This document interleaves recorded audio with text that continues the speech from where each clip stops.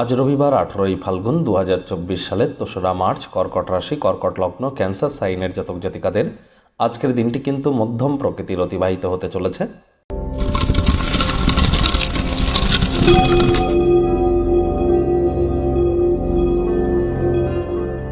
ভিডিওটির শুরুতে স্ক্রিনে আপনারা দেখতে পাচ্ছেন সূর্যদেবের প্রণাম মন্ত্র। ওম জবা কুসুম শঙ্কাশং কাশ্যপেয়ং মহাদুতিম ধন্তারিং সর্বপাপগ্নং প্রণতস্মি দিবাকারাম। সকালবেলা ঘুম থেকে উঠে পিতলের বা তামার কোনো ঘটিতে করে অল্প জল, কিছু তাতে 3-4 ফোঁটা গঙ্গা জল, কালো তিল, লাল রঙের পুষ্প অর্থাৎ ফুল সূর্যদেবের উদ্দেশ্যে নিবেদন করে এই মন্ত্রটি 7 বার বলুন। পুকুরে গিয়ে, নদীতে গিয়ে স্নান করে বললে আরও বেটার হবে। ভিজে গাতেই আপনারা বলবেন, অত্যন্ত উপকৃত হবেন। মার্চ মাস গুরুত্বপূর্ণ একটি মাস। মার্চ মাসে সূর্য রাহুর গ্রহণ দোষ থাকছে, শনি মঙ্গলের দঙ্গল যোগ থাকছে। তাহলে অবশ্যই আপনাদের রাশির ক্ষেত্রে মার্চ মাসটি কেমন অতিবাহিত হবে অলরেডি কিন্তু চ্যানেলে একটি ভিডিও আপলোড করা হয়েছে, সময় সুযোগ বুঝে একবার দেখে বা শুনে নিতে ভুলবেন না। ভাগ্য মিটার আজ আপনাদের বলছে 3 আউট অফ 10 ভাগ্য আপনাদের অনুকূলেই থাকবে। দেখুন, কোনো নেতিবাচক বা নেগেটিভ কথাবার্তা বলতে আমাদেরও কিন্তু ভালো লাগে না। তবে গ্রহ নক্ষত্রের হেরফের অনুযায়ী ইন জেনারেল ডেলি প্রেডিকশন আমরা প্রস্তুত করে থাকি। যাদের চন্দ্র রাশি কর্কট অর্থাৎ মুন সাইন ক্যান্সার, এই গণনা তাদেরই অধিকাংশ ক্ষেত্রে খাটবে। আর যাদের কর্কট লগ্ন তাদের কিন্তু আংশিক খাটতে চলেছে। হাই ব্লাড প্রেশার রোগী যারা আছেন, কোলেস্ট্রলকে বা রক্তচাপকে নিয়ন্ত্রণের মধ্যে রাখুন।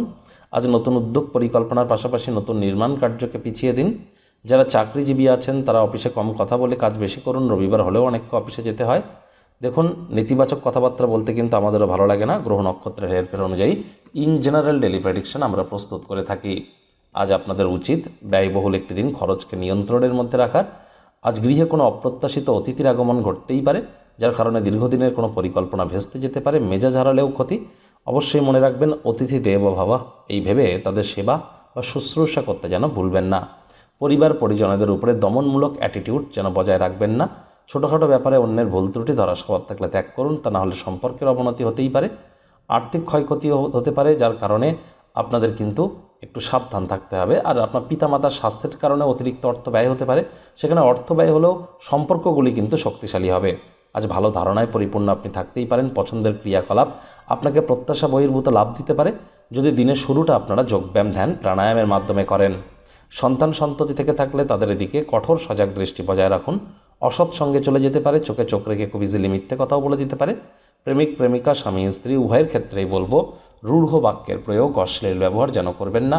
তৃতীয় কোনো ব্যক্তিকে সম্পর্কের মধ্যে প্রবেশ করতে দেবেন না। সম্পর্কের দুর্বলতা কিন্তু আরও বেড়ে যেতে পারে।